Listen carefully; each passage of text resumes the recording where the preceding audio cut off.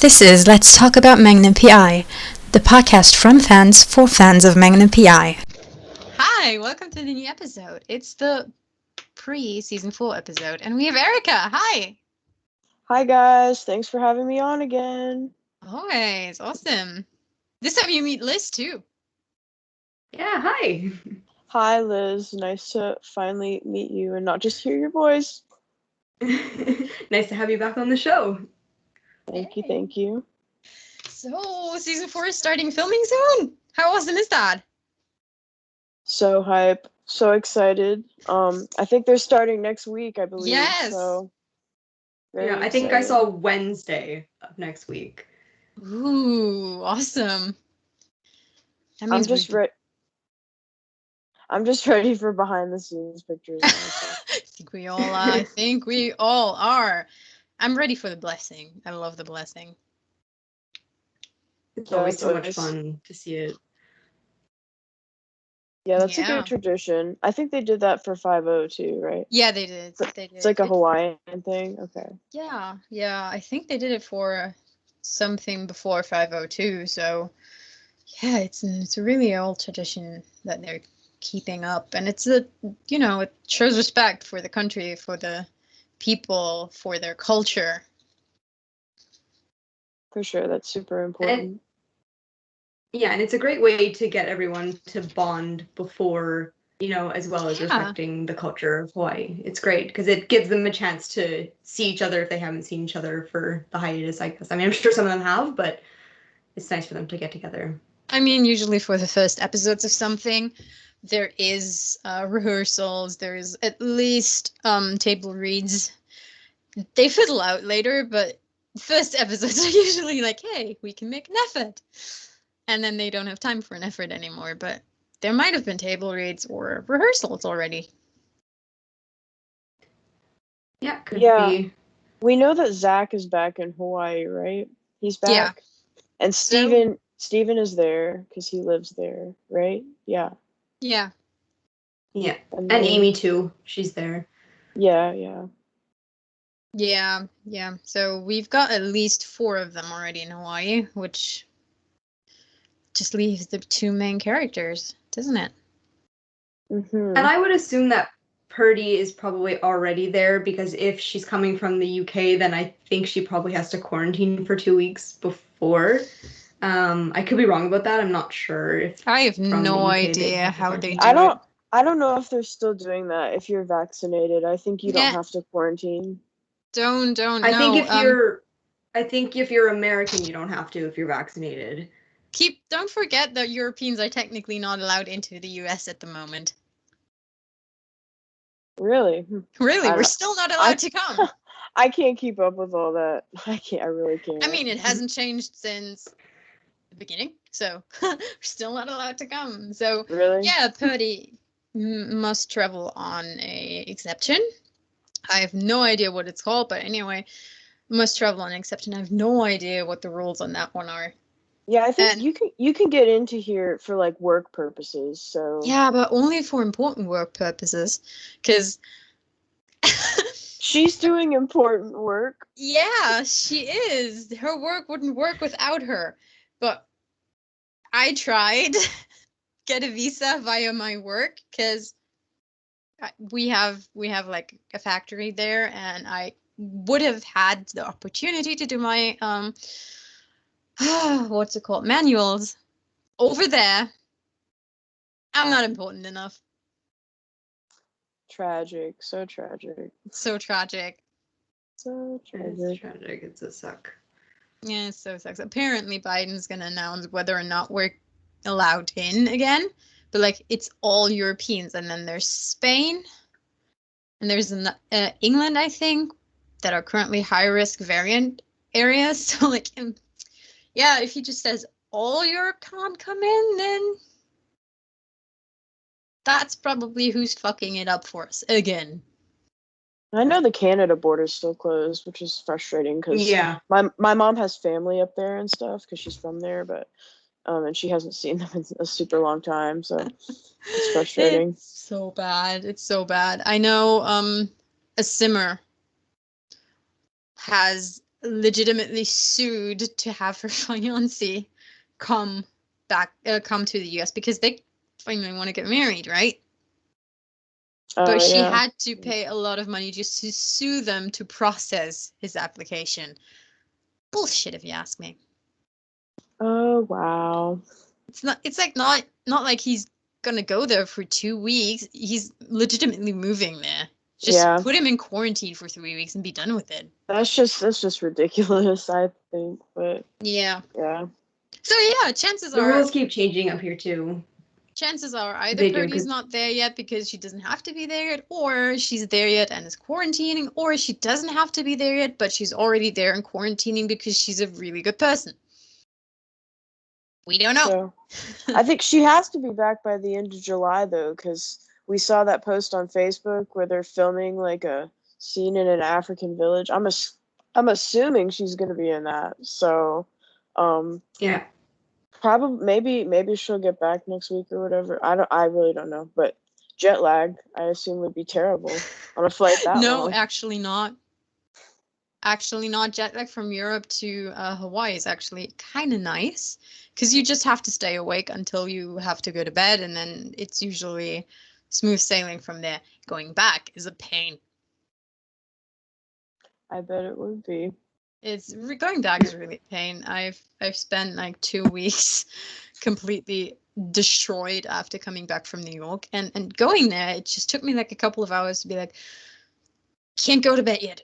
Can't go to bed yet. Can't go to bed yet. Can't go to bed yet. Now I can go to bed. Fuck yes. Yeah, I've never been to Europe or experienced jet lag in any type of form. So, yeah. Honest to God, going west is easier than going east. Okay.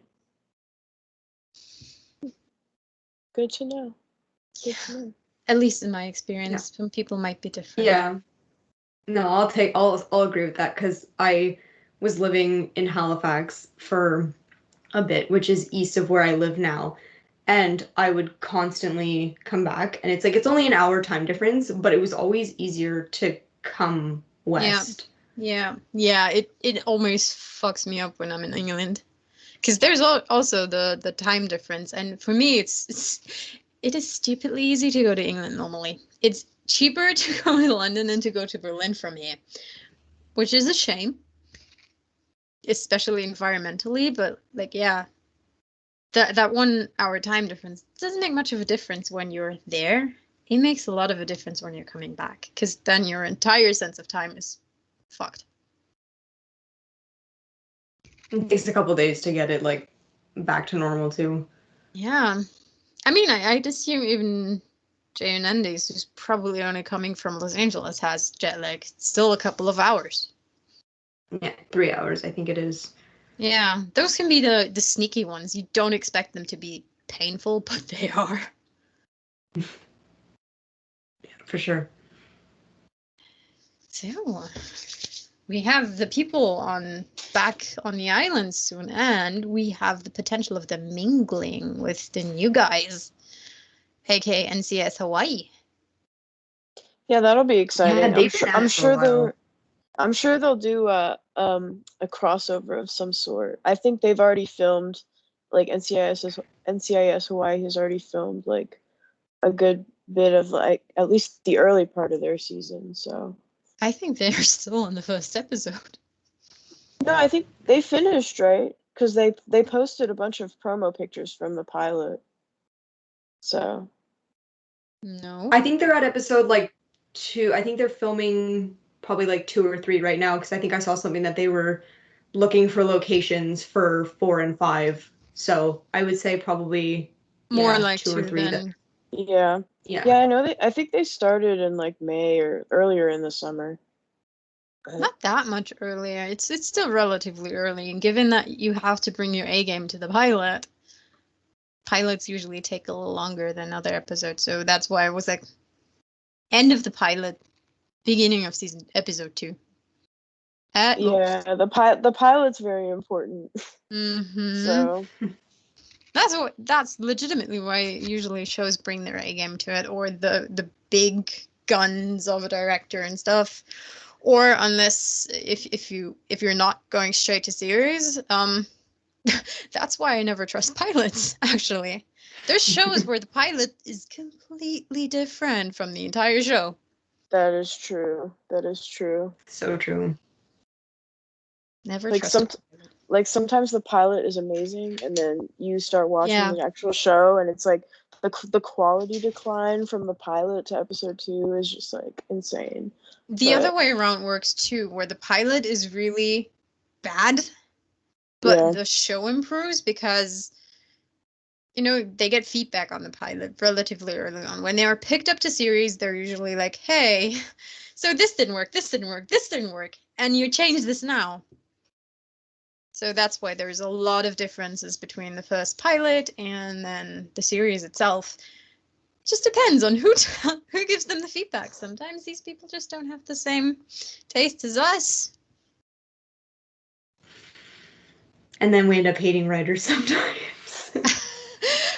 For me, usually the writers have to do a little bit more than fuck up a pilot to episode 2 transition. There's I gotta say, personally, the time when I hate a writer, truly hate a writer, they have to be really, really bad at something.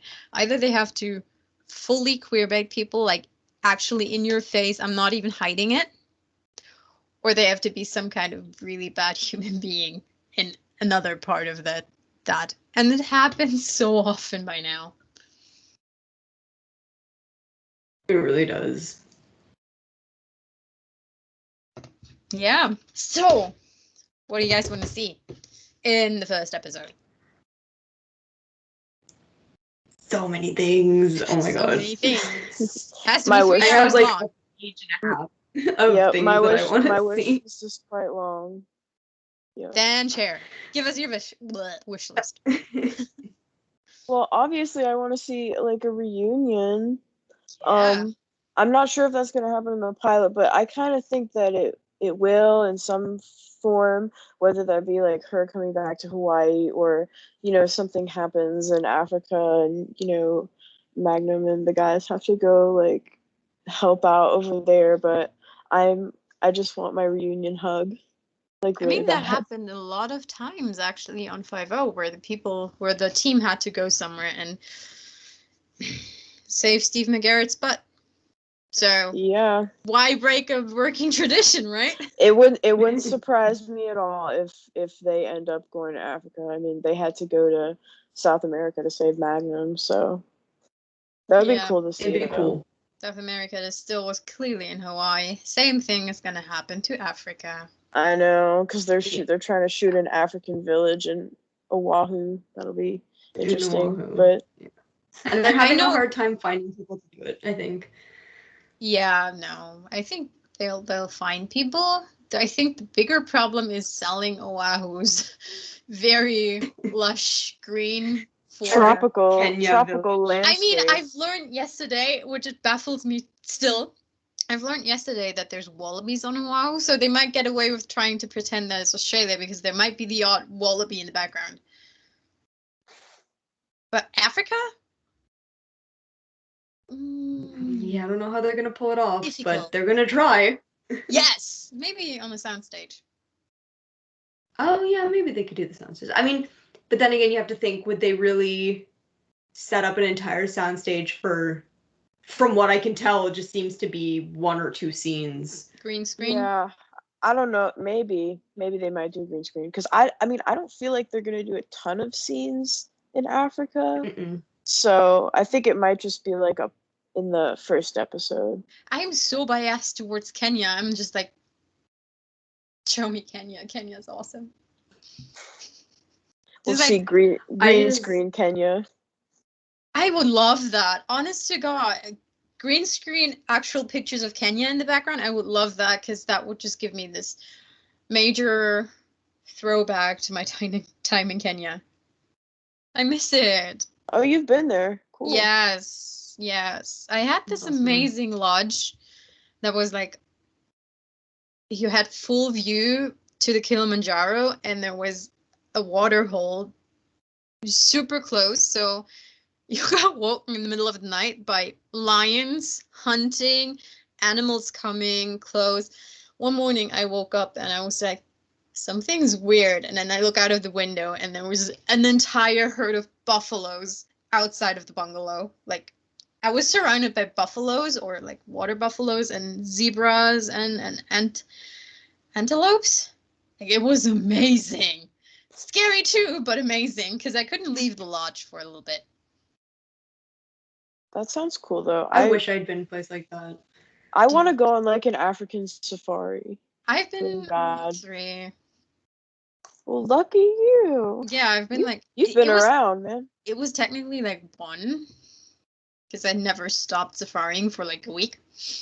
But I've been in like 3 national parks. Amboseli, Masai Mara, and Tsavo West. Which doesn't say anything, cool. But like they're awesome. There's the wildest stuff there.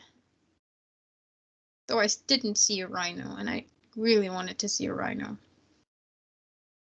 I want to see an elephant in real life. Oh, they're awesome. I've seen a lot of them, and they're awesome. And one of them threatened us. With Right, honest to God, with Right, they had babies, and we were a little bit close. Yeah, if they have babies, they'll get mad. Yeah, he wasn't mad. He didn't attack us, but he was just like, it was the bull, and he was just like... It's like, back up. No, not even back up. Like, come closer, and I'll fuck you up. Yeah. He was fine with us just being where we were. Yeah.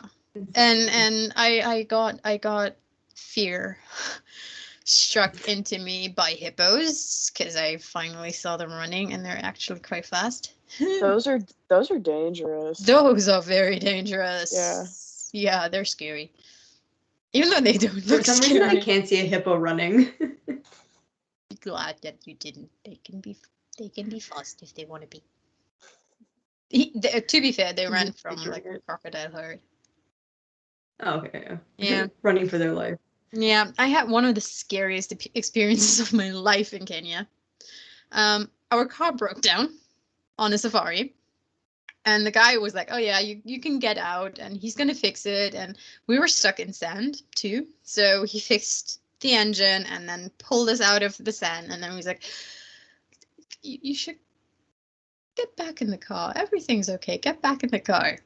And we got back in the car, and then we're like, oh, we just got out of the car next to a pride of lions behind a bush. In retrospect, we had better ideas before, but everything turned out fine, so I'm good. It's intense. Yeah, Kenya's awesome. Kenya's really, really awesome. I love it. So yeah, I'm excited to see them. I'm really curious what they're going to do with how they're going to portray it, if they're just having, like a rundown village and we're building, what's it called? Building wells and stuff. Or if they'll actually like portray the fact that these people actually at this point have like mobile phones and stuff. Mm-hmm.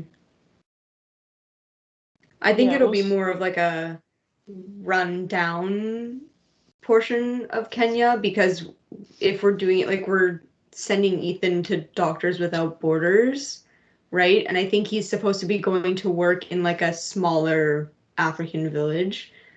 So I think that's more what we'll see.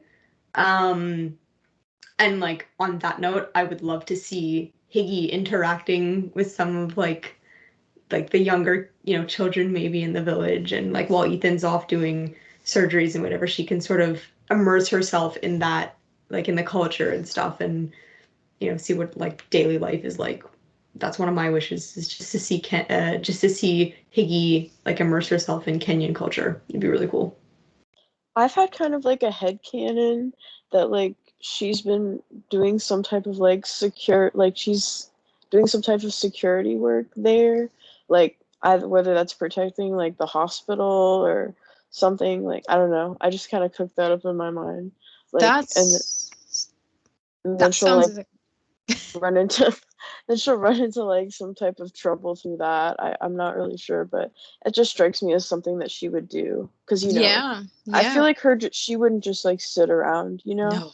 She'd need to be doing something.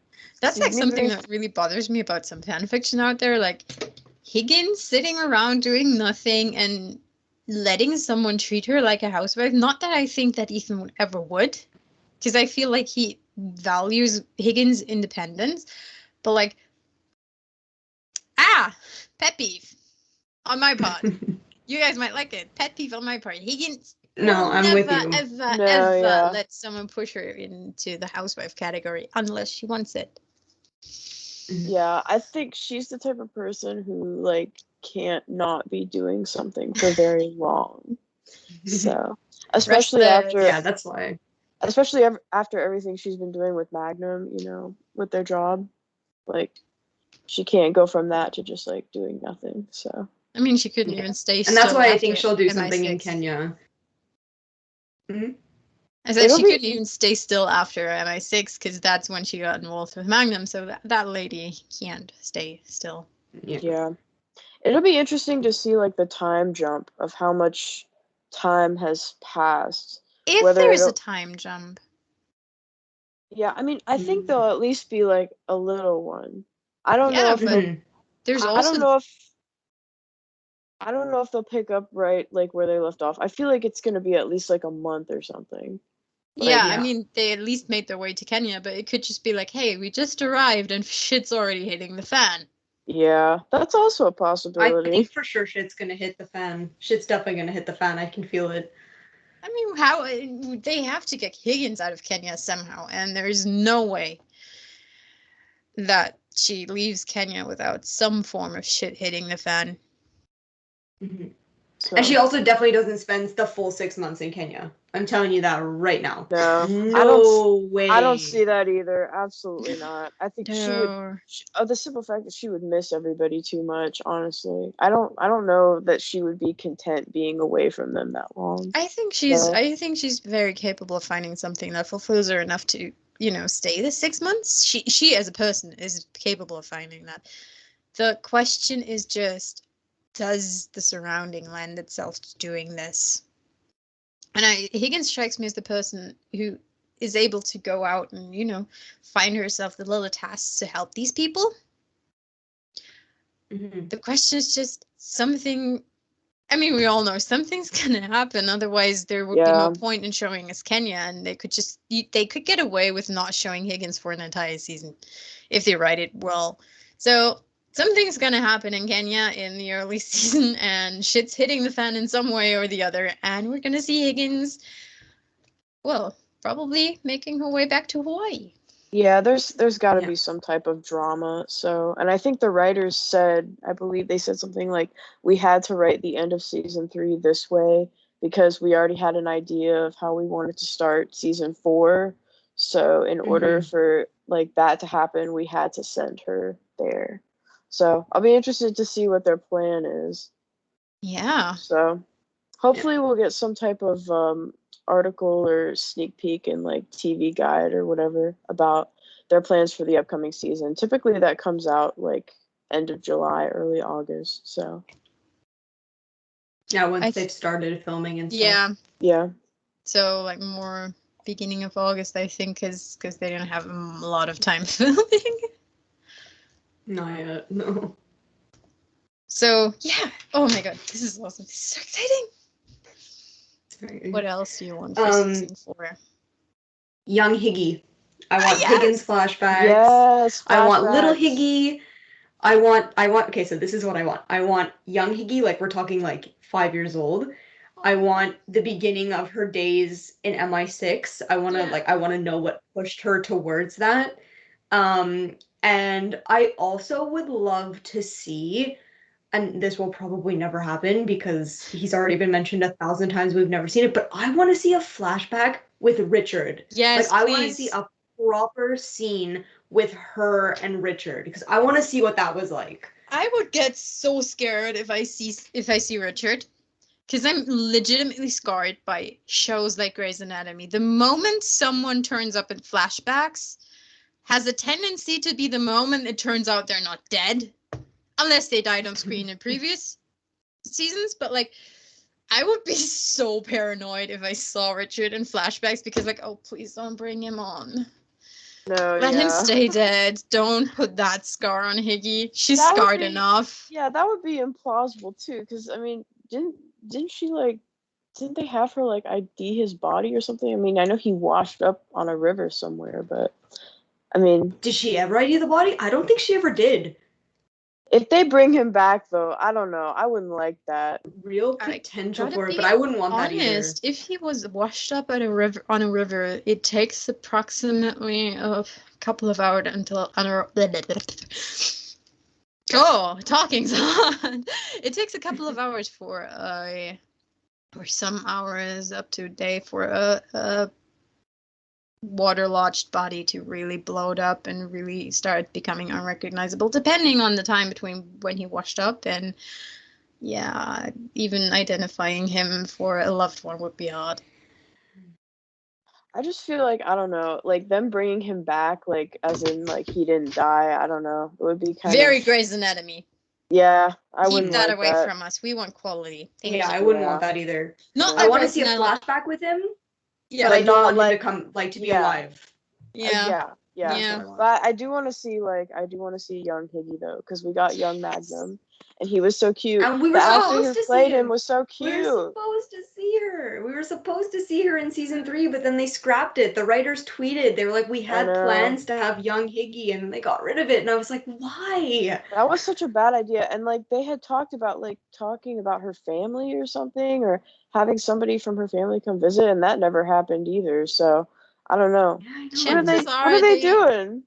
Chances are they just decided to postpone it for a season and be like, hey, maybe we have this huge storyline for Higgins in this season, so it makes more sense in that season. So in season 4, might be just everything they're like, big storyline. Let's put the impactful flashbacks and stuff into season 4. Yeah, I do want to see more of her backstory for sure. I think everybody does. Yeah, I mean, because she's such a mystery still. Yes, after 2 seasons. We know when Magnum's father was killed. Let's hope he stays dead. We know when Magnum's mother died. Again, let's hope she stays dead. We know virtually nothing about Higgins' background, except for the fact that her grandma had a plane and her mom had dementia. Yeah, that's pretty much all it. we know. Pretty much it. So, but yeah, I think everybody would like more backstory. Yeah. And flashbacks. Flashbacks would be cool too. I mean, she's a main character, and we know more about Rick's people and TZ's people than we know about Higgy. That's true. Not that I begrudge them for it, because their backgrounds are awesome, but still, give us more of Higgy. Yeah. I mean, I just want to see cute little blonde kid. I know. They would find the cutest kid to play her. I know they would. Yes, they would. So. And they were so successful with Tiny Magnum. That kid was just freaking adorable. He was really cute. Yeah. He was adorable. I just want young Higgy. Okay, we want young Higgy. Let's manifest this now. It's gonna happen. I feel it. Eventually, writers, yes. if you're watching, please give it to us. What if oh my gosh, what if something goes down in Kenya and it's related to something that happened in Higgy's past, and in the middle of the night she could be having dreams about her past. What if she's dreaming about something that happened to her as a kid, and then she wakes up flipping out, and then she could call Magnum in the middle of the night and be like, I need my best friend. Yes. That would be interesting. That would be interesting. Yes. If I could write, that's the fic I would write right there. So if anybody wants to write it, I'm giving you the prompt to go for it. The fact that you just probably gesticulated in the general direction of me was not lost on me, by the way. Well, both of you write great fics, so I write fics like rare, like when somebody, like people in my Twitter group chat were like, Erica, like please write this. I'm like, okay, I'll do it. But before that, I hadn't written anything since the finale. So I don't know. For some reason, like I write AUs. Like I don't know like why I'm so like driven to write AUs, but like I just am. Like I've written a couple fics of like them in like the Magnum universe, like as we know it, but I don't know. For some reason, I'm I'm the just like complete drawn to opposite. writing AUs. It's weird. I'm the complete opposite. I don't do AUs at all. No, it's definitely like it's like it's not for everybody, that's for sure. But yeah, I I like mean, reading them, but I don't like writing them. yeah. No, and I have to be motivated to write too. Like the fic I posted last week, I wrote that in one sitting in like 4 hours. I love it. I was drilled so that great. out. Well, appreciate it. Yeah, but no, I wrote it out like I think on like a Friday night, like last Friday night. I just sat there and I just wrote for 4 hours, and I was like, okay, here it is. Because if I don't do that, then nothing will ever get finished. So Yeah, I feel you on that. Finishing stuff is hard. Let me tell you, I wrote a book, and the editing stages of that book are painful. And just to procrastinate on that book, I wrote a Magnum fanfic of like 10,000, 12,000 words. Yeah, that one you posted, that was long. Whew. Yeah, and good, this one's trying. This one keeps harassing me about the continuation, isn't she? Guilty, because I love it so much. Updating like multi-chapters are hard. Like when I did my multi-chapter, like the pressure, like not that other people put pressure on me to update, but like I put pressure on myself. I was like, because I had promised to update it like every Monday, but of course, you know, after the first 5 chapters, because I think when I first posted it, I had 5 chapters like already done, and then I posted them, and I was only halfway done with I can't speak, with chapter 6. So yeah, no. Then I started updating like every 3 weeks, but I finished it eventually. Yay! It just took longer than anticipated, but oh well. Multi-chapters are a pain in my butt because I still haven't learned that I will eventually finish them. Don't worry, but I have the tendency to not write multi-chapters after I started publishing one of them. So I need to learn the fact that either I finish something and then publish, even if I publish them multi-chapters, or just fucking be prepared to let down people. Long ass one-shots are the way to go. They really are. They really are. I mean, I noticed. Apparently, I can hold my breath for like 12,000 words on a long ass one shot. That has no business being a one shot. Let's be real here. I mean, no, it worked as a one shot. Totally. It did.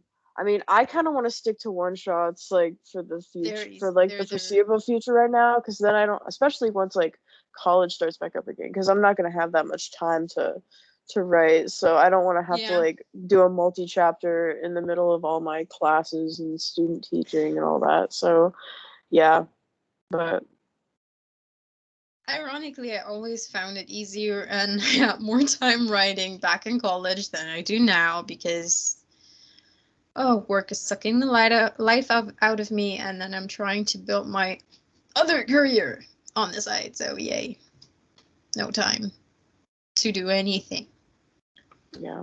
And I also I beta read for like a good few people, so that takes away writing time too, because I'm editing, but it's fine because I actually enjoy editing people's stuff. But my fics are usually not better at all, which is probably why there's still mistakes in there, because English is not my first language, and then I get cocky. I know it. Yeah, your writing is really good though. I mean, there's like some people who, you know, they don't like they're just not sure of like English grammar rules and writing stuff. So I'll just like go through and just but to be fair, I don't have an excuse to not have the basics down in English, because as much as German is my first language, I learned English when I was like 10. Well, you speak very good English, so yeah, I was gonna say. I mean, I would never know that you weren't a native speaker, honestly. Oh, there's been so many funny stories about that. I was at a convention once, and I'm friends with the manager of a few actors, and for like the longest time, he thought I was from New York.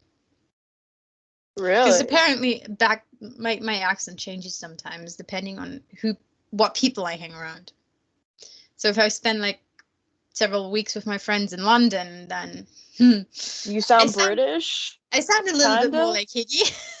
Uh-huh. And there's still words that just sound like that naturally for me. But yeah, I had like this clusterfuck, nobody can place it kind of accent back then. And he was convinced that's because I lived in New York or came from New York. And so he was eventually, after like two or 3 years of knowing him, he was like, it's so good to spend time with someone from my hometown. Like, you come from Germany? Like, no, you don't sound like you don't sound like a New Yorker at all. No, I was just saying, no, you don't. But he was convinced for some reason that this is the case, and I'm like, you want to see my ID? I was legitimately born here. There's like a very faint drop of English blood in me, and that's it. More the Celtic Viking ancestry. I mean, I can definitely tell you're European, but I don't think I'd be able to place you as like German. German, yeah. I couldn't for the longest time. Yeah, no, you sound European, but it's not. It's a clusterfuck accent. It's legitimately because of where I learn words from. See, I've lived in the Southeast US my whole life. But my parents aren't from here, so I don't really have an accent. But a lot of my friends are like very Southern, and they sound very Southern. So like when I hang out with them, or if I'm around them a lot, like I'll start sounding Southern. So it definitely depends on who you're like around and hanging out with. Yeah, happens to me in German actually. There's where I live, where I was born, it has a very strong accent. But my dad was born in northeastern Germany, the occupied areas of Germany. So he has a completely different accent. So I grew up having like this generic German, non-existent accent, like textbook German. And people down here pride themselves that this is the only kind of German they don't speak. So whenever I meet someone, I use the textbook German accent instead of, my local accent. And people are like, oh, where do you originally come from? Are you Russian? I'm like, what? Because apparently I sound Russian sometimes when I speak German. I'm like, I'm getting an identity crisis. I was speaking French once, and because like where I'm from, it's like half English, half French, and I was speaking French, and then I switched to English, like because I was talking to somebody else. Like it was like we were having like a 3-person conversation, so I was speaking in English, and the other person who was French was like, wow, like your English is very good. Where did you learn your English? I was like, I'm English. Like I'm born and raised here, but I'm Anglophone, not Francophone. Like I'm like, yes, I speak French 100%, but I'm Anglophone. They're like, your English is so good. I'm like, why wouldn't it be? Yeah. Yeah. That's funny. Yeah. This is. I'm like, it's my native language is English. Very Canadian English. Speaking of languages, can we please have people speak more Hawaiian on season 4? Yeah. Because that language and Higgy is speaking so Russian. Yes, please. I'd love to see that. Yeah. Yeah, we know she speaks a bunch of languages, so it'd be cool. It'd be cool to see some other ones. Yeah. Doesn't Magnum speak a few too? He speaks. Whatever that Does Arabic he? language was, I know we know. Yeah, I was gonna say he that. speaks that, right? Yeah. Because didn't they say he was the best at speaking it, Pashto. or am I thinking of a? Yeah. Fic? No. It might be Pashto. I think that sounds right. Yeah. That's the language. I might be mistaking it with McGarrett, but like one of them speaks Pashto. No, I think that's Magnum. I think you're right. Because in the flashbacks, when they showed them in Afghanistan, like they showed him speaking it a bunch. So Oh right, yeah, I forgot yeah, about that. from the flashbacks with Yeah. Muzo and stuff. Yeah, Oh, I love these flashbacks. and we know And the show can do it because they've done it before and they've done it well. So.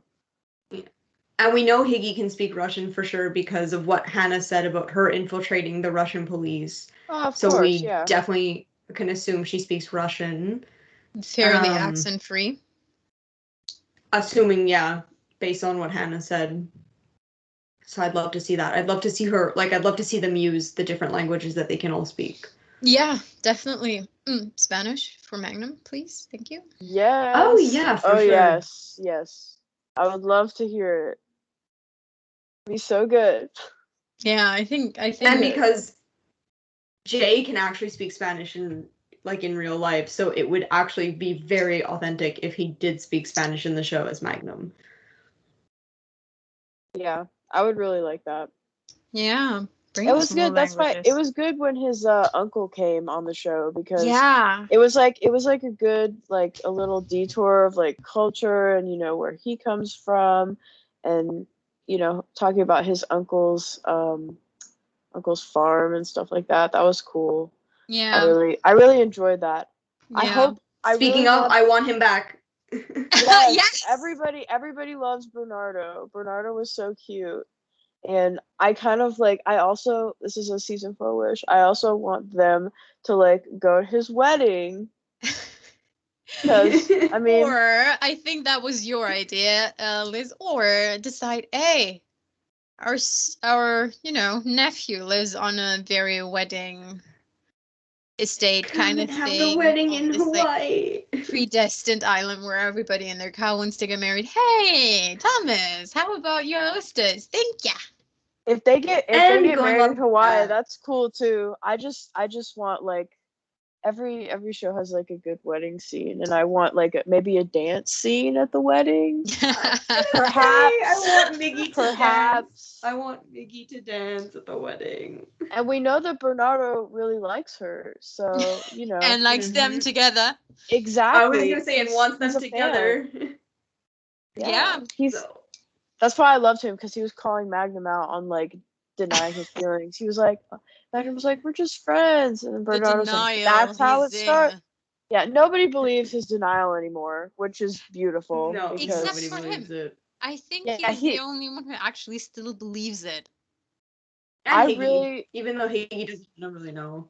Yeah, Higgy is they're both clueless. Is romantically occupied at the moment. Thank you very much. She's not. I really don't want her to emotionally cheat. No, I don't want her to emotionally cheat either. It's just me neither. I'm ready for that chapter to be closed. I am so selfish. I don't want it closed because I love Jay Ali. Well, I have nothing against him. Obviously, he's a really funny guy and he's very nice to everybody on Twitter. It's just I'm hardcore Miggy, so as you guys know. But yeah, no, I think I'm not sure how they're gonna break them up, but I really don't know how they're gonna do it. But I don't know. Maybe something related to what happens in Africa, but potentially, yeah. That's what I'm thinking. I really don't see him staying for the rest of season 4. I just don't see it. I don't really know where else they have to go with that storyline. Because I don't know. Oh, these kinds of storyline can just, slowly It's stay just and not dragging be on at this mentioned. point. It's not. It's not. It's awesome. To me it is. I don't get anything from it, but that's because I ship Miggy super hard. I personally just see the potential for Juliet in this because we've seen her from being this close. I'm so sorry. There's once again a little bit of food from my hedgehog on my wall trying to escape. And I'm so annoyed because hedgehog lives there. Food on the wall is here. Get over there and get in his mouth, please. So yeah, we've seen her from being really closed off, traumatized by what happened to Richard, and we're starting to see who she was, who she can be. And I think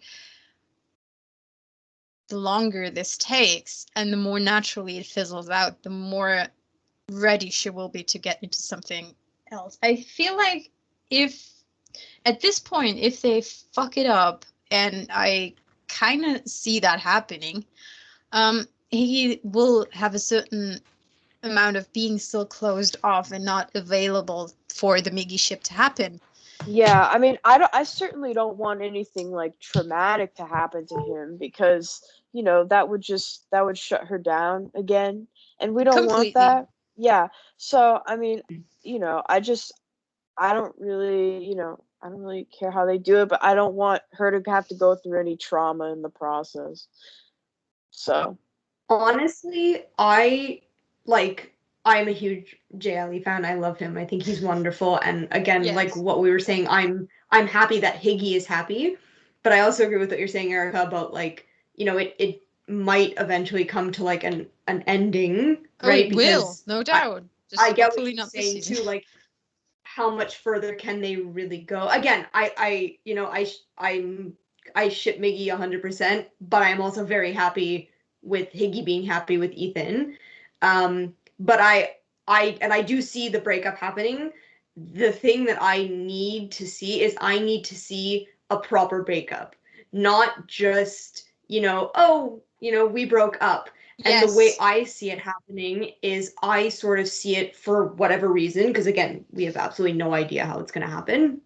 I see it being more of like a Higgy initiating the breakup, because if it because that will make her a little bit sad, obviously, because she does obviously it's never easy to break up with somebody, but it might also stop the crazy amount of pain that could be caused to Higgy and the closed offness that could potentially come with the breakup if it were to be initiated by Ethan. That's not to say that it might not happen, like that it might not be Ethan who breaks up with her, because again, we have absolutely no idea. But the way I see it happening, I see Higgy breaking up with him. And it could be traumatic, you're right.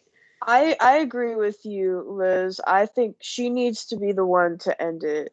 Like, I think she needs to like realize that, yeah, he's like great, but he's not, the one for her. He's not Magnum? No, he's not Magnum, and he never will be. Because I mean, we all know how close like her bond with Magnum is. Like, he's her best friend, and she shares stuff with him that she doesn't really share with anybody else. So, and I think, when she asked him, when she was talking about leaving, she was looking for like affirmation from him that like it was okay to go, because she like values his opinion so much. I don't think she was looking for affirmations from him to leave. I think she was looking for affirmations from him to stay. Well, yeah. I think she was just she just wanted to like talk about it with him before she made a decision. I think because she just values like his opinion so much. But because at the beginning of the season, and she was thinking of his feelings. Yeah, exactly. Because I think part of her felt bad about leaving Magnum because of their partnership, and like she said, everything that he had done for her to like get her to stay in Hawaii. So. He's also a giant man-child in her eyes still to a certain extent, so like he needs someone to babysit him. Let's not forget that. Yeah, he can be. Okay, but honestly, I need to mention something that I would really love to see. It's unrealistic. It's not going to happen. We're on CBS. I can forget about it. But hey, we're in the 21st century. Just start a polyamorous relationship. You get two great guys. Why pick? They would never do that. They would never do it. Exactly. It's CBS. But still, I'm here like, please? I mean, that's not my thing. Like, I wouldn't enjoy that, but like, I know some people would. But, yeah, but no, I don't see that happening on the show. Can we also think not at about like, CBS. yeah, no, definitely not with CBS. Can we also think that one of my wishes is for Higgy when she's in Kenya to like get some sort of alert on her phone about like the lads chasing Magnum or something, and then like she just like calls him and she's like, "What are you doing?" And he's like, "How do you know?" Like, it'd be really funny if you could be like, "Seriously, Higgy, like checking in on me when you're across the world." Yeah. I would love to see that. That Like would be awesome. her just yes, like the that would be banter really from cool. across the world would be so funny. I can totally see that happening. Like, he would be like, "How do you even know what's going on?" She's like, I could still see. Like, I still know. I may be thousands of miles away, but I still know. The question is just how would that technically work? Cameras. Like, so she just randomly checks in on the cameras and is like, "Oh God, motion they're sensors at it again." Probably. I mean, that place this is like too Fort fast. Knox. This has to be Magnum running away. They got cameras everywhere up in that estate. Yeah, we know they do because she's constantly checking her phone, like, and yeah, like you can see that they've got all the camera feeds, and she does have them on her phone, so it's kind of like totally realistic that she would check it to check in on the estate. Time zones. She would be sleeping when he's awake, and vice versa. So, she would really have to be bored in the middle of the night, or have woken up from a nightmare. I can see a midnight call or something. Oh yeah, definitely. I can see that. I can totally see Magnum completely flunking the time zone and being like, "Hey, how are you doing in Kenya? It's 2 a.m. So how are you doing?" yeah. Can you do some research for me? Yeah. I need you to run a background check for me, please. I can totally see that. 2 a.m. What are you doing? Yeah. Totally see that happening. Yeah. Okay. The one thing that I don't want to see is I don't want to see, like, on that note of like the whole calling, like, I don't want to see Magnum like depressed because he hasn't spoken to Higgy. Like, I don't want to have him say like, "Oh, it's been, a month and I haven't heard a single word from Higgy. Like, I get she's busy, yada yada." Like, I don't want that. Well, she's tech savvy. She would at least write him mails or text Exactly. There has to be, like, if there's zero communication, I will be very unhappy. As long as they're somewhat communicating, even if it's by text, like, I don't care. As long as they're like talking for like somehow, I'm good with that. Yeah, they've got to communicate somehow. I don't see either one of them going that long without speaking in any sort of way. So, yeah. Yeah. Going really away from Kenya and into the Miggy department, because Miggy shipper myself, I just want it all. Multi-shipper. As you know, I ship everything on this set. I really want Magnum Hood.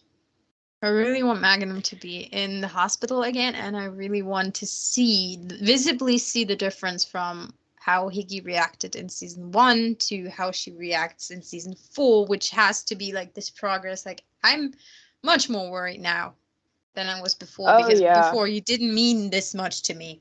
Yeah. So that would be awesome. Also be the thing that breaks someone's denial, whether it's hers or his.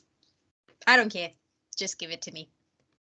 No, I feel like if he was about to die in a hospital, like, she would like go crazy and she'd be like crying and stuff, like she would probably act like we've never seen her act she might actually rage hard. Yeah. Well, we know how protective she is. when she's worried about him, we know how protective she is. All we have to do is think back to, I think it's 203, which Nights Last Forever, when they take him from the estate when like the mercenaries come and they're interrogating the guy, and she's got the gun and she's like, "You better pray my friend's alive." And that's like, to her, I guess, like very minimal Magnum danger. So imagine if he's legitimately like very hurt. She'd go crazy. That might also go into the, how do we break up Julian? Imagine he's back, he's in the hospital, and he witnesses this. His girlfriend raging out like a mad woman over someone else.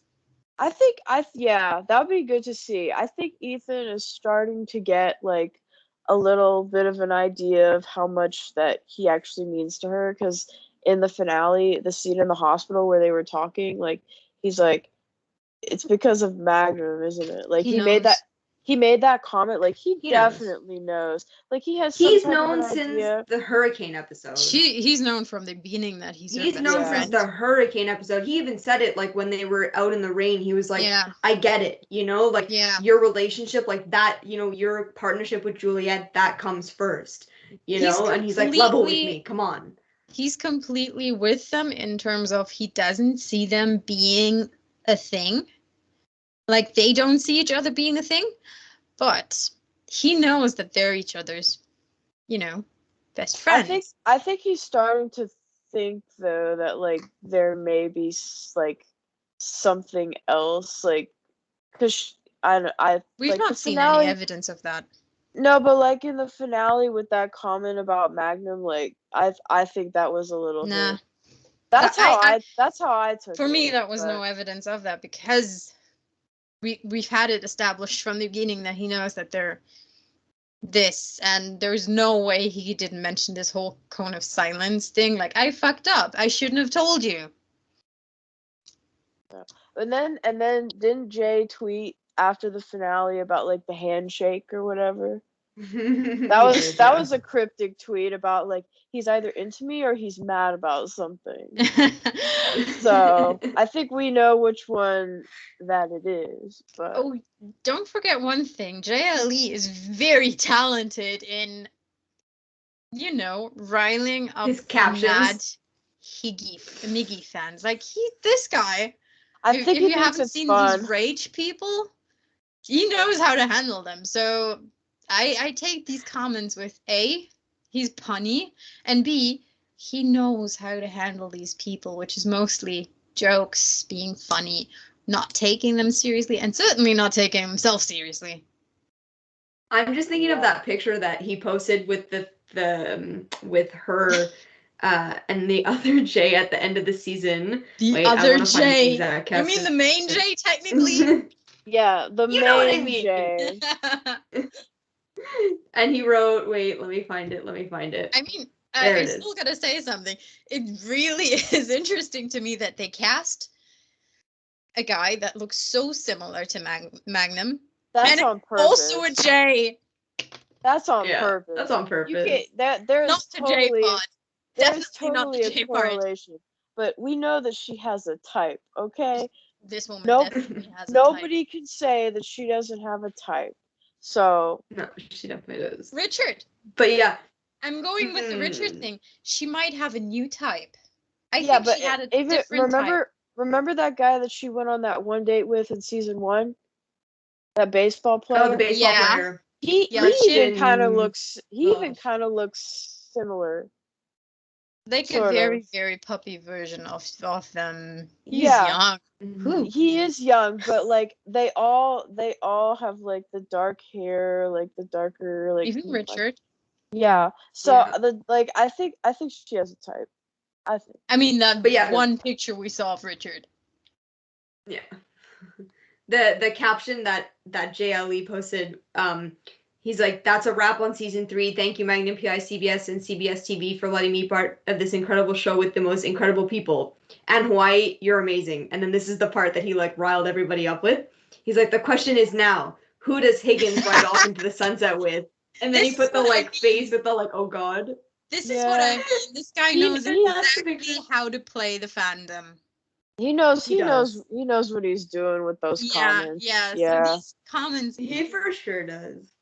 A, he doesn't take himself seriously, which is, a talent, and I love that about him. And B, he knows that he has to make it light, because some of these fans were super intense at the end, and I wanted to take some Twitter privileges from people.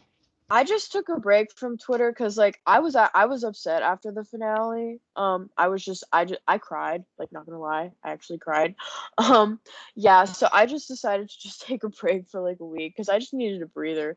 But I would never like mean tweet at people over that. Like, no, I was just like, I was upset, but that was like my own reaction, and I wasn't gonna rage on people. This is the appropriate reaction, by the way. If you're pissed about how a show is, cry it out, take a time off of social media, go to your friends and rage at them. But never, ever, ever, and this is happening in the Loki fandom right now, never, ever, ever go and threaten or mean tweet or hate comment. A, and it's not other fans, and B, at the actors. They're just being paid for this. It's wrong. I mean, I fully realize that for these people, like, the show is a job, and they're just doing their job. So, like, I have nothing against any of the actors or anything like that. I think people who do, it's just not good. But I mean, I can be mad about like the story or like the characters, but like I would never be mad at like the actors, that's and just again, if you're mad about the story, there's also always this layer of how do you phrase something. Are you just being like, by the way, writers, you suck for fucking up that White Gwen storyline? It was handled badly, but it's like, okay, it's about how you say it. It's about how you you could have done it better, I think. I personally think. And here's the thing. Everybody agrees that was done poorly. It's just it's just the way of how you say it, how you phrase it. Sometimes you just have to go like, if you don't have anything good to say, don't say anything at all.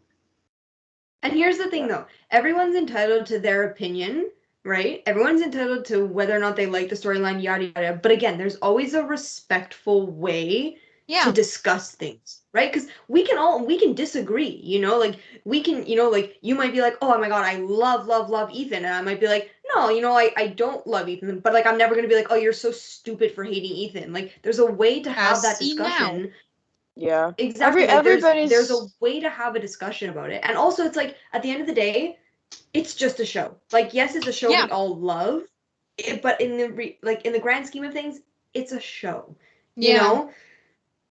Yeah, it's definitely about respecting other people's opinions. I mean, because I see people on Twitter like saying something like I don't agree with, but I just don't engage. Like I just won't respond or anything. I have better things to do than fight. That is the best way to react to this. I've been so guilty of reacting to stuff like that, and I learned from that mistake in previous fandoms. Though I was, as you by now probably know, I was in the 100 fandom when shit hit the fan there. Sometimes you just have to count your losses and shut up, even if you feel like the other people are being toxic. Sometimes just reacting just adds fuel to the fire, and we don't want that. As much as I hate it, as much as it's against my nature, but don't feed the trolls, people. Just don't feed them. And don't forget, it also makes the show look bad. Like, if everyone's tweeting about how bad something was, it makes the show look bad. It makes people not want to watch it, and then the ratings go down, and then it gets canceled. And then it's like, now look what we've done. Imagine, like, you didn't like the episode. Imagine you didn't like the episode. What do? Do you go, hey, this episode sucked, and you suck for this, and this storyline really sucks, and your quality went down? Or do you go like, I prefer the other episode. Maybe the next episode is better. Because shows have episodes that you don't like. It doesn't make them bad. But, you can voice that you didn't like it. You just can't be, mean about it. There's a respectful way to do it. Yeah. And honest to God, there's so many writers out there. If you go, oh, I didn't like this because of this, and you list legitimate reasons. You can actually tell in some seasons that they actually took to what you say. So, you can say what you think. Just be nice. Be legitimate about it. I didn't like it because I didn't like it. Oh, I didn't like it because the white van thing was never clarified. Pretty sure that mistake won't happen again on Magnum PI. No, that was a pretty big screw up on their part. It was because a lot of people, and people still, like, I still see people commenting about it that they don't know how it ended. They're like, what happened to the white van? I mean, as a writer that you've made a mistake when you have to, like, tweet about how a storyline was resolved instead of viewers instead of viewers actually, like, watching how the storyline unfolds, like, on screen. Like, I think if they realized that they messed up there, and I mean, when episode 9 came out, I think, I was personally like, and I know a bunch of my, like, Twitter group chat people, we were all like, what was that? Like, they didn't even use the white van.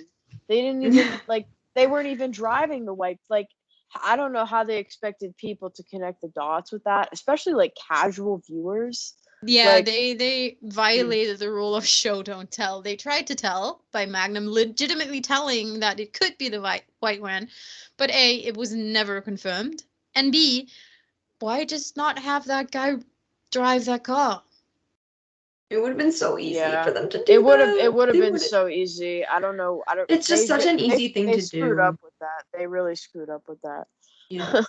Yeah. Anyway. Oh, going on that, from a wish for season 4, going on the white fan, I need, and I know it will never happen because we just had it, but I need another Higgins kidnapping, but a proper one, please. A proper one, yes. Because my thing was, like, leading up to the episode, my thought process leading up to episode 9 was, okay, we know what happens, we know she gets kidnapped, but how? Like, how do they get the jump on her? How do they, like, all of this is, like, to me, I needed to see it, you know? Like, it was kind of like, I was very disappointed when we started with just the horse coming back, and it was like, oh, Higgins got kidnapped. It's like, well, I wanted to see that. What happened, So if they're gonna do it again, do it. Yeah. It felt kind of half-assed, honestly. It was, in many ways, it was. They were just like, oh, she's been taken, and then we're just going to show her in this random house, and then we're going to show her in the trunk. And I don't know, it felt incomplete, and I feel like they could have done more with it. They could have upped the stakes with it more.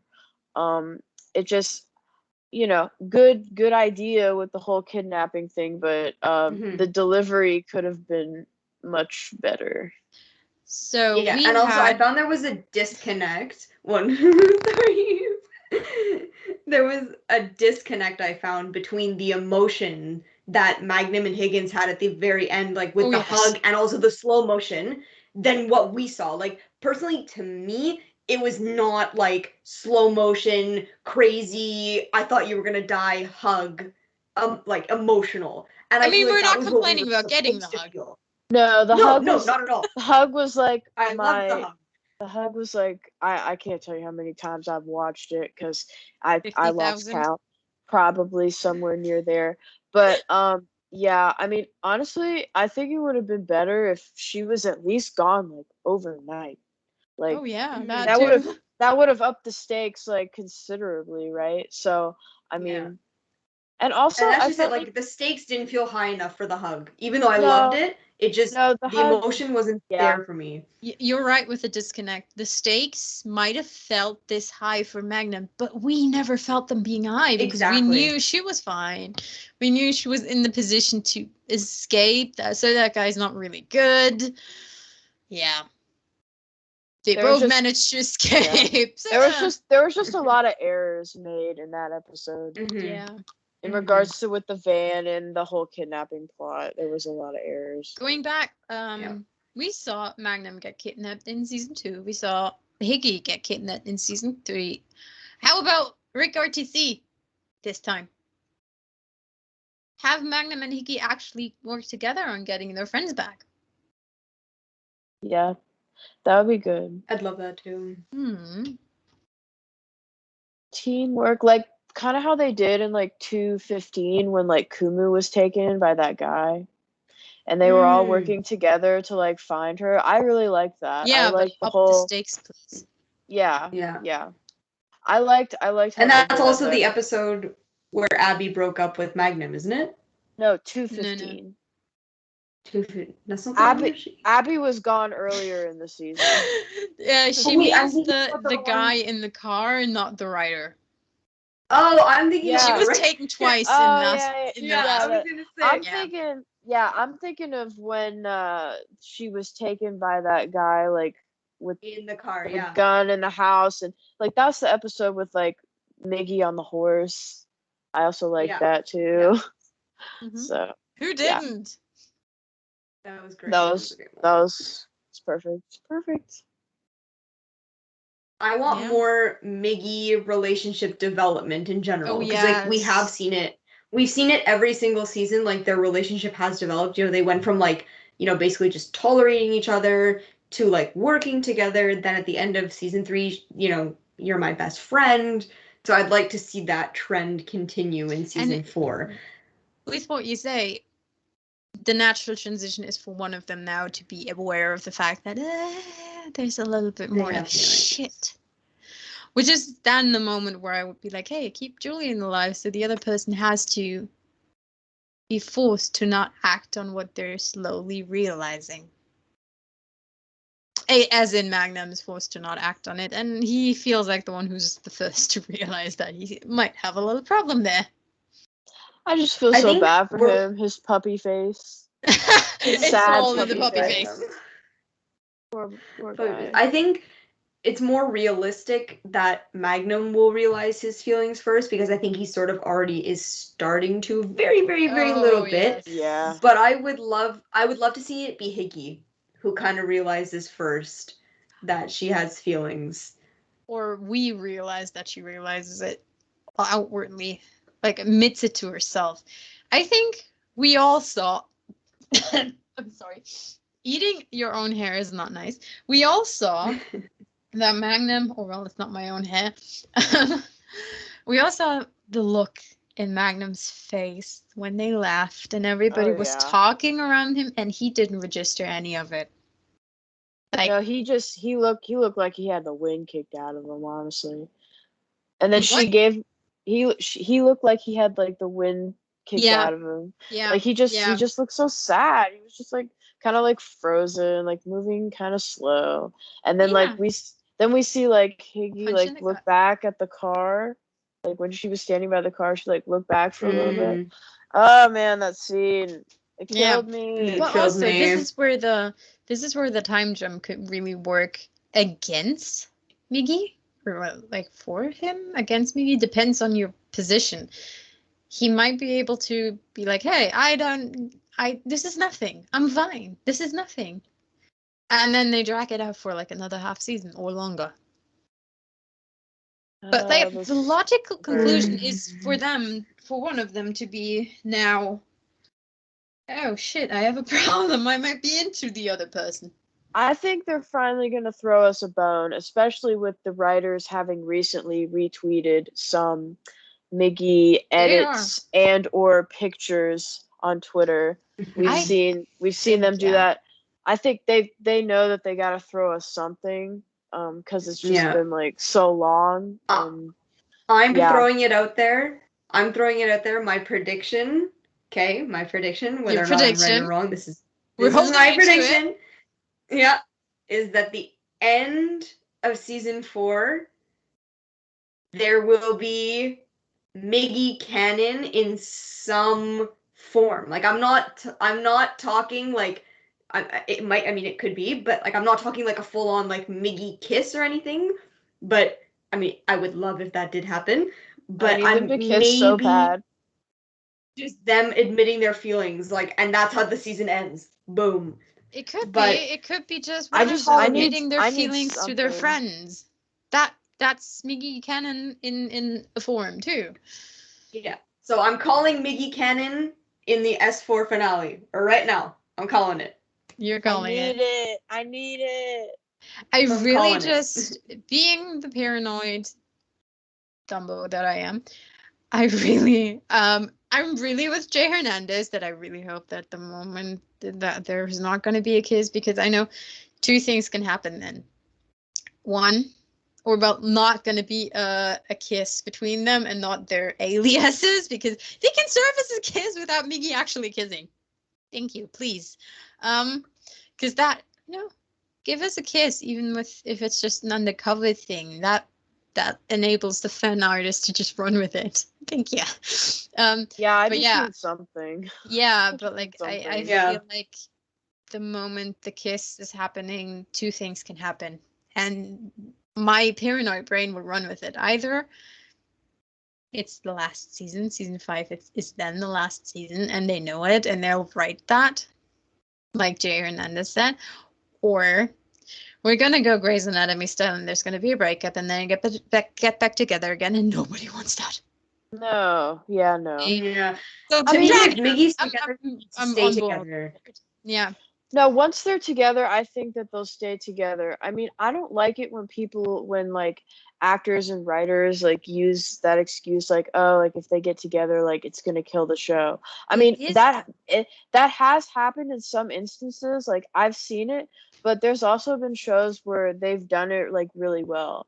And I think that I think them just saying that if they get together, it'll kill the show, that's just like lazy writing. Because because there's definitely a way that they could make it work without it killing the show. I really don't want, once they're together, I really don't want that much to change between them. I mean, there's really no reason for like their demeanor and everything to change. Like I still want them to have the bantering. I still want that aspect of their relationship, but just like the knowledge that they're like together is like enough for me.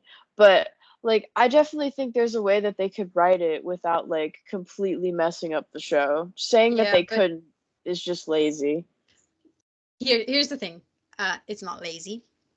It's something that's been proven in previous shows, where a lot of shows just fail because they've taken out this will they won't they element, and losing this element is so risky.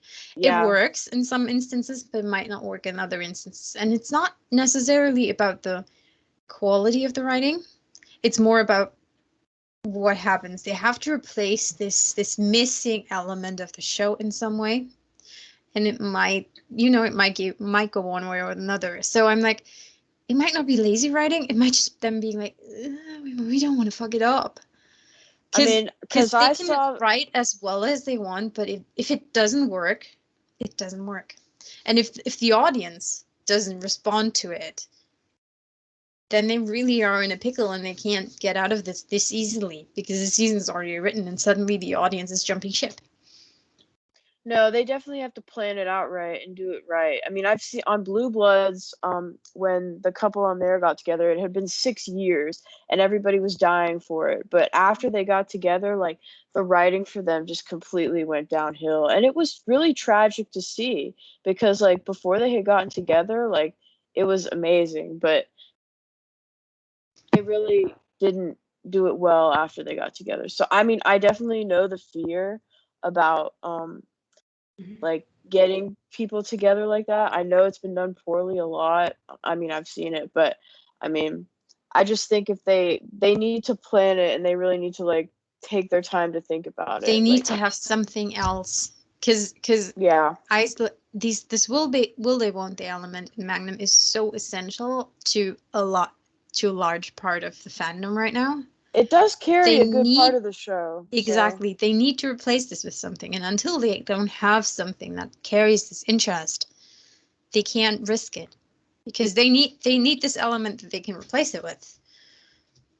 Yeah, and they need one that's not boring. And they certainly don't need, again, here's my thing, they certainly don't need the soap opera approach where they break up and then get back together again. Oh, there's another guy that they could threaten them. Oh, they might lose their child and someone dies and they break up again and they get put. Please, not that one. Yeah, no, nobody enjoys that, and it's cheesy. So It happens though. If they get together and then they might replace that element with the drama element, and no, just don't. No, yeah, no. But there's also Yeah, I don't want that. I agree. There's shows where it just works, and 911 is a great example for it. The couple that a lot of people have been rooting for are together now, and they're growing together. And they're still having a great storyline, and yeah, it works. It's just you have to find the moment where you can take the risk and run with it. And it's not necessarily lazy writing. It's just this, we have to be clever about it. So this is what, like I said, it's my fear, but I know there's ways to do it. It's still going to be my fear though. As usual. If they're going to do it, they got to do it right. Yeah. That's for sure. Mm-hmm. And they're going to do it eventually. There's no way around it. Then again, I said that about another ship on the sister show, and we all know what happened to that one. Magdano. They felt like the logical conclusion, and well, we all know what happened. I'm not getting into that again. I mean, then again, there's the other side that felt like the ending was the logical conclusion, but I personally feel like, yo, you guys were cheated out of, your happy ending as much as we were out of ours, so we all lost. I mean, and at the end of the day, there's always going to be people who don't support a decision. I mean, or they don't like the way that it went. So yeah, but here's the thing: I would have been fine if the other, if the other shippers had gotten a really good happy ending for them. As much as I don't ship, if the other part gets a good happy ending, I was like, it's okay, fine. But then there's like endings where it's just like, yeah, so it's just over and nobody got what they really were watching this for. Again, The 100 is a wonderful example of that. There was a lot of people who watched the show for a specific ship, and I watched it for a specific other ship. One half of my ship got killed, and the other half of one half of the other ship got killed, and they appeared in the finale, but they weren't the same character. It was just the same actor. And I'm just like, so basically nobody got what they wanted. Thank you. Nobody can be really happy about this because, well, yeah, it's over now. So yeah, there's that. Like, the fandom was very divided. In the end, nobody got any sort of happy resolution. Same with 5-0. It ended and they rode into the sunset together, but like, that's it. That's legitimately it, what happened. No, they actually end up being together. No, nothing. I'm like, fine if the other shippers get something, but if nobody gets anything, that's really disappointing, I think. Especially if like ships are a huge draw for a show. Especially when the writers actually know that. And they do in Magnum, I find. They know it's a big part of the show. I feel like they know that the hardcore fandom is more about is more there for the ship and the cozy mystery kind of thing. And the casuals are there for the cozy mystery kind of thing, but they're tolerating the ship. They're fine with it. Yeah, and then there's showrunners that know and are just like, Isaac, I'm doing what I want. Because I'm the god in this universe. That's how to become unpopular with your viewers. That's how to never have a show again, because the set showrunner doesn't have a show at the moment. Currently not. Yeah. And then there's also the fact that they openly bullied fans, so there's that. That usually doesn't speak for you either. Yeah, it doesn't bode well. What else do we want? Let's go back to the show. Fully. Let me check my notes.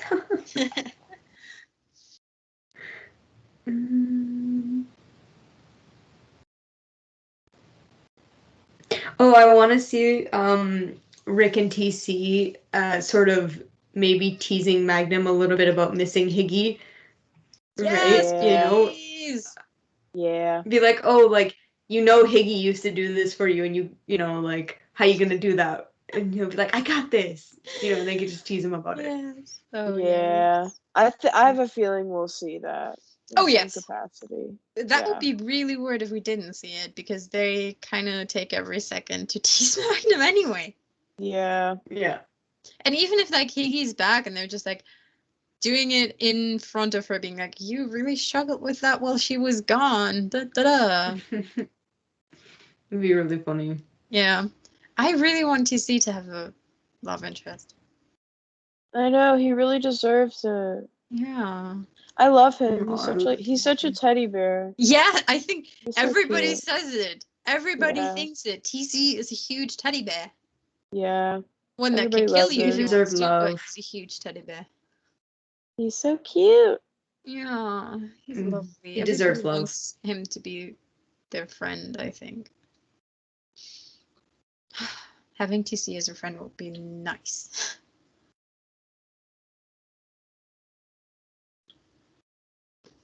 I want Susie back, but I think that might be a little bit on the unrealistic side this season for obvious reasons. Probably so, yeah. See, that's another storyline that will probably never end up getting resolved. Like, she'll just disappear from the show, and we'll never know what happened to her.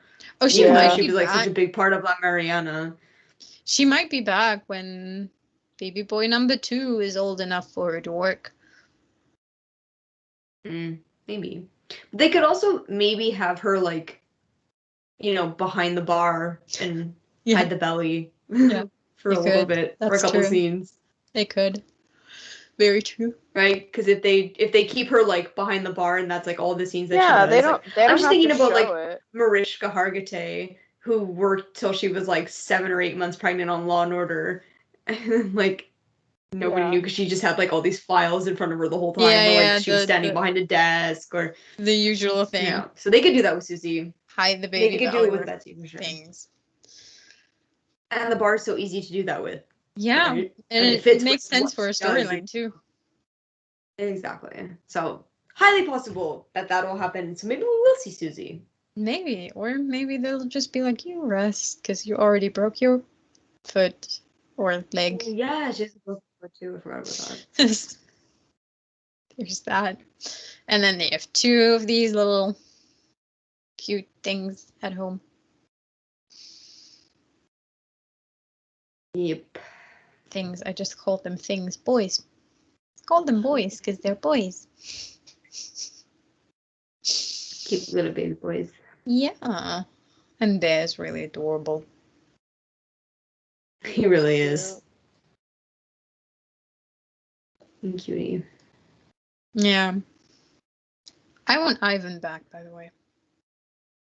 Yes. For 2 reasons. A, I need a big bad. Thank you. And B, I really like Peter Facinelli, so please, thank you. I hope they didn't forget about him, too. How could they? Yeah, his storyline is so not complete. Like, the Ivan storyline, to me, is so complete. I just hope that they don't go the route of the original, because Ivan was in the original as well, and he was only in 1 episode, and the episode literally ended with with Tom Selleck and the guy who played Ivan, I don't even know his name, and they're on the beach, and Magnum at the time has, like, the gun pointed at Ivan, and Ivan's like, you won't do it, Magnum. You can't kill me. And then he's like, goodbye, Thomas, and he starts walking away, and then Magnum goes, hey, Ivan, did you see the sunrise? And he goes, yes, I did. And then he just takes the shot, and that's where the episode ends. Like, it just freeze frames, like, right as he takes the shot, so we don't know if he actually shot him or not. So I really hope that they don't do that where it's just like, we have no idea what happens to Ivan. I feel like with our Magnum, no chance that he's outright shooting him. No, obviously not. Like cold blood, point blank shot, no chance. Maybe in a shootout. Yeah. And that was the thing with the original too, like people were like, there's no way that Thomas Magnum would kill somebody in cold blood like that. Or like they did with 5-0, where they, you know, had this hand-to-hand wrestle thing between Wolfhard and Steve. And you know, it was legitimately this, if I don't kill you, you're gonna kill me. Self-defense type of thing.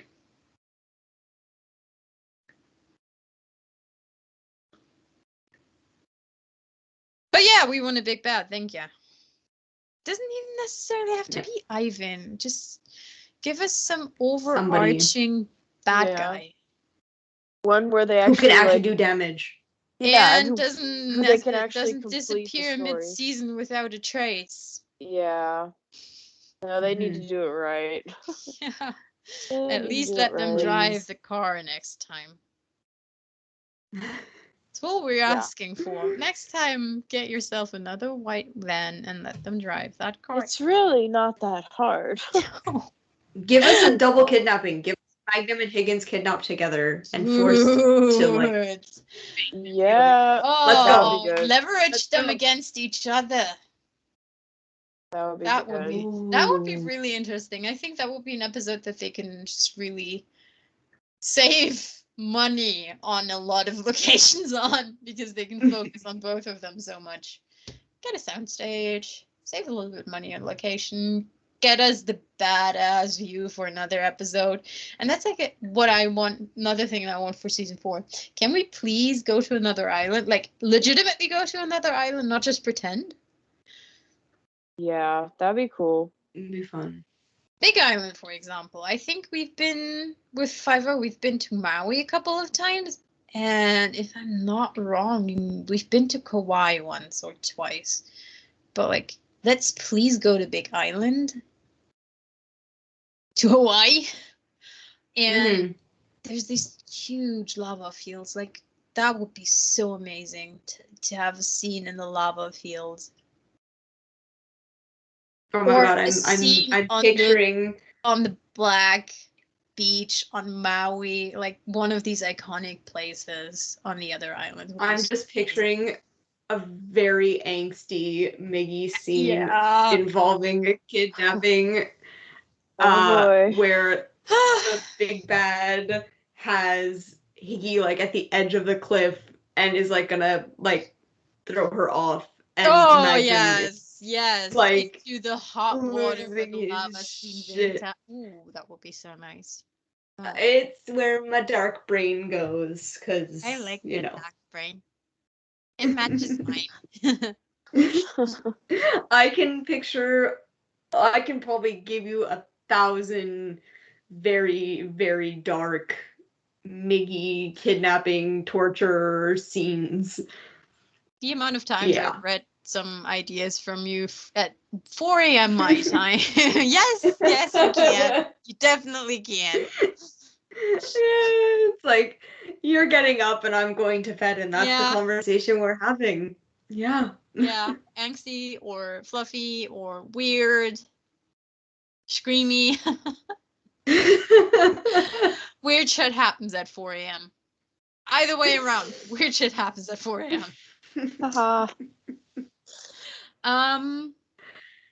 You know what I really want to see? What place I really want to see on Oahu? We know that Robin's Nest is really close to... Oh, good lord. I forgot the name.